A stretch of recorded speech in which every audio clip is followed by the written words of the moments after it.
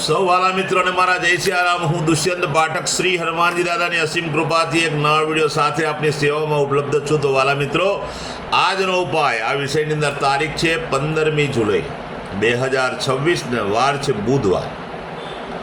અષાઢ મહિનાની શરૂઆત થઈ છે. અષાઢ મહિનાનો પ્રથમ દિવસ અને શુક્લ પક્ષ ચાલી રહ્યો છે. પુષ્ય નક્ષત્ર, પુષ્ય નક્ષત્રની સાથે સાથે હર્ષણ યોગ છે. કર્ક રાશિનો ચંદ્ર, મિથુન રાશિનો સૂર્ય છે. અશુભ સમયની જો વાત કરું તો 7:32 સવારે 9:12 સુધી યમઘંટ છે અને બપોરે 12:33 2:13 સુધી રાહુકાળ છે. આ સમયની અંદર કોઈ કાર્ય ન થાય. આ અશુભ સમય છે. કોઈ શુભ કાર્ય, કોઈ શુભ યાત્રા કરવા માટે કોઈ સારું ચોગડિયું, કોઈ સારું મુહૂર્ત લેવું જોઈએ. પણ આજના દિવસ નિમિત્તે પણ અભિજીત મુહૂર્ત પણ અશુભ છે. તો તમે પંચાંગના આધારિત જે શુભ મુહૂર્ત હોય, શુભ ચોગડિયું હોય, એને ધ્યાનમાં લઈને કોઈ પણ શુભ કાર્ય અને શુભ યાત્રાની શરૂઆત કરી શકો. વાત કરીશ આજના ઉપાયની. તો આજના ઉપાયમાં વહેલી સવારે સ્નાન કરવા બેસો. નાહવાના પાણીની અંદર તમારે 3 ચમચી હળદર નાખવાની, પાણીમાં મિક્સ કરવાની, તે જ પાણીથી નાહવાનું. ચોખ્ખું પાણી ઉમેરી શકાય ને સાબુ શેમ્પૂનો ઉપયોગ પણ કરી શકાય. બસ આટલું કરી લો. સ્નાન થઈ ગયા પછી એક સફેદ કાગળની અંદર અડધી ચમચી જેટલા મગ મૂકવાના છે. એની પડીકી 24 કલાક માટે તમારા પોકેટમાં રાખવાની. બીજા દિવસે વહેલી સવારે તે પડીકી પીપળાના ઝાડના મૂળની અંદર અથવા તમે કોઈ પણ દેવ મંદિરે જઈને મૂકી શકો. બીજું એક કાર્ય કરવાનું છે. કોઈ પણ ગણપતિ દાદાના મંદિરે જવાનું છે. જો ગણપતિ મંદિર તમારાથી દૂર હોય તો પોતાના ઘરે ગણપતિ દાદાની મૂર્તિ હોય અથવા ફોટો હોય તો ત્યાં આગળ 23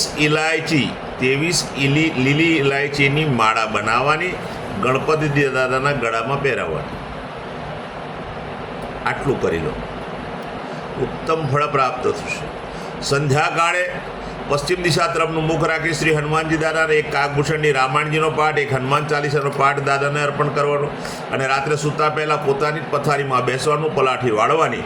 ઓમ કૃષ્ણાય વાસુદેવાય હરે પરમાત્માને પ્રણત ક્લેશનાશાય ગોવિંદાય નમઃ. આ મંત્ર યથાશક્તિ જપવાનું. આટલું નાનું અમથું કામ છે. તમારો ઉપાય પરિપૂર્ણ. જેમનો જન્મદિવસ 15મી જુલાઈ 2026 અને બુધવારના દિવસે છે, બધા જ વાલા મિત્રોએ સવારે સ્નાન કરવાનું, મેં કહ્યું તે પ્રમાણે. ત્યાર પછી ઇલાયચીની માળા ગણપતિ દાદાના ગળામાં પહેરાવવાની. આ બીજું કાર્ય. ત્રીજું કાર્ય એ છે ગૌશાળાએ જવાનું, ગાયોની પરિક્રમા કરવાની, ગાયોની સેવા કરવાની, ગાયોને લીલું ઘાસનું દાન આપવાનું. તમારે ત્યાં ભોજન બન્યું હોય તો ભોજન ગાયોને અર્પણ કરવું. ત્યાર પછી સંધ્યાકાળ થાય અને ત્યારે તમારે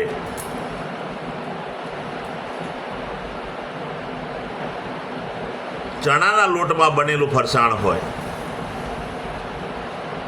તે અને દૂધમાં બનેલી મીઠાઈ, આ બંને વસ્તુ નાના બાળકોને, જરૂરિયાતમંદ લોકોને, શ્રમિકોને, ગરીબોને, વડીલોને, બ્રાહ્મણોને તમારે ભેટ સ્વરૂપ આપવાનું છે. નાનું અમથું કાર્ય છે. બસ આટલું કરી લો. આખું વર્ષ આનંદ સહિત પસાર થશે. જેમની મેરેજ એનિવર્સરી 15મી જુલાઈ 2026 અને બુધવારના દિવસે છે, બધા જ વાલા મિત્રોએ સવારે સ્નાન કરવાનું, વડીલોના ચરણ સ્પર્શ કરવાના, આશીર્વાદ મેળવવાના, ગૌશાળાએ જવાનું, ગાયોની સેવા કરવાની છે, ગાયોની પરિક્રમા કરવાની છે, ગાયોને લીલું ઘાસનું દાન આપવાનું છે. સાથે સાથે